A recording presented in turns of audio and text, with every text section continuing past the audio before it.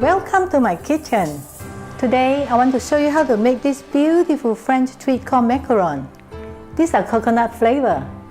I'll be showing you a few do's and don'ts along the way so that your macaron will turn out perfect. So let's get started.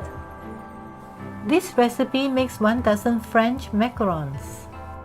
We'll start by preparing the coconut caramel for the filling. For that, we'll need 1 cup of brown sugar, 1 cup coconut cream, and ½ teaspoon salt. This will make about 1 cup of the filling. Depending on how much you like to put in your macarons, you may not use it all. Combine the ingredients in a saucepan and cook them over medium heat for about 3 minutes, stirring constantly.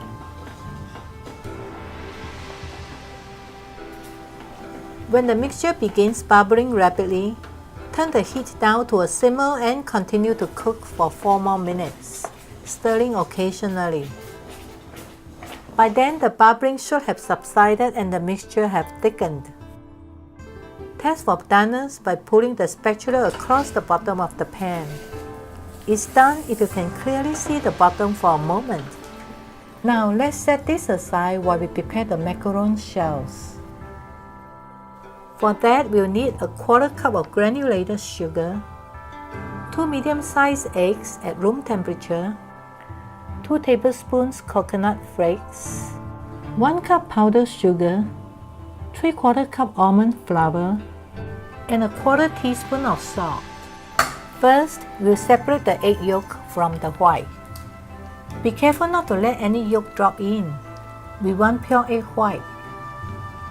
Next, we'll prepare the meringue in a mixing bowl. We can use a hand whisk, which takes 4 to 5 minutes, or use an electric mixer for less than half that time.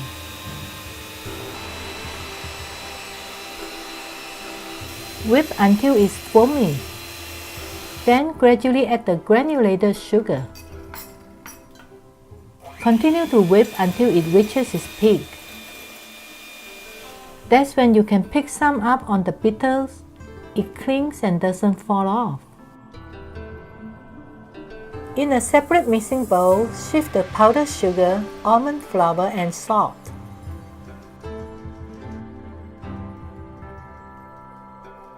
We'll discard these lumps. Stir the sifted ingredients to combine them evenly. Now scoop in the meringue.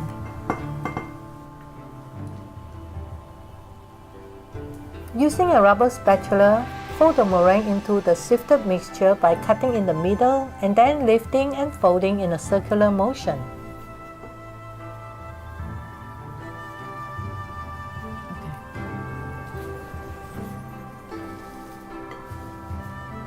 As soon as the batter has a glossy, shiny texture, you are done.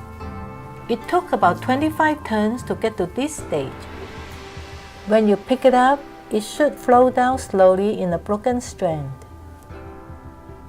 If it runs off in an unbroken stream, then it was folded far too long, and the macarons won't rise properly during baking. Transfer the batter into a piping bag attached with a ½ nozzle tip.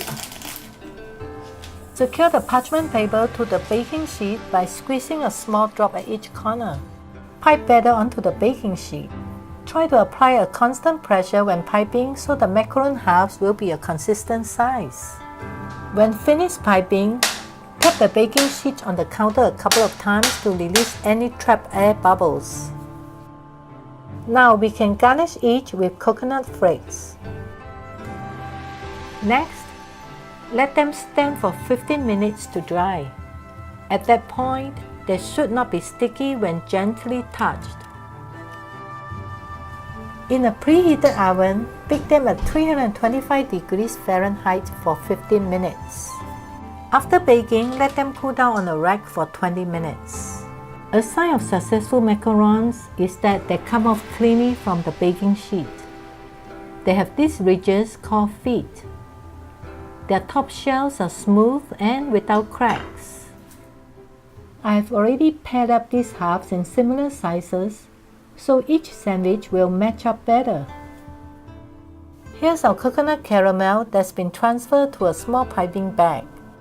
After piping some on one half macaron, press the other half on top. Voila!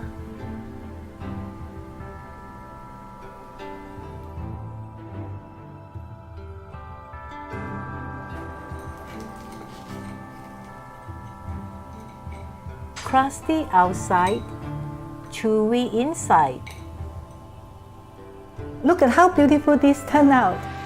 I hope you find this recipe useful. If you want to see more videos like this, please subscribe to my channel. Thank you for watching. Happy cooking!